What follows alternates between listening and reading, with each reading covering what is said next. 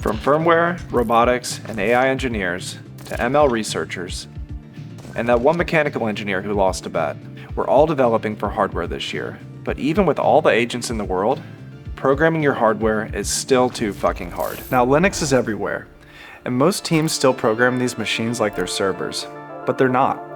The power cuts out, the network drops, and your robot is alone in the world. One botched upgrade, and you're rolling the truck. One failed pilot, and you've lost the customer. So we built Avocado OS. Plug in over USB, and 3 commands later, you're running on real hardware. Develop in any language, on any machine, without a Linux box or a build server.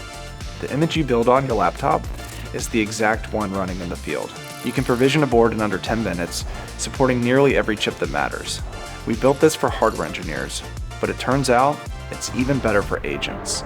For 30 years, hardware was the slowest, most guarded corner of software, and we just changed that. Now, building fast is one thing, surviving the field is another.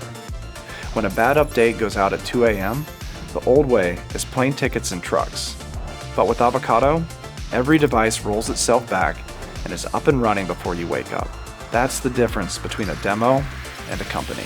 When NVIDIA shipped the biggest Jetson release in years, we were right there with them.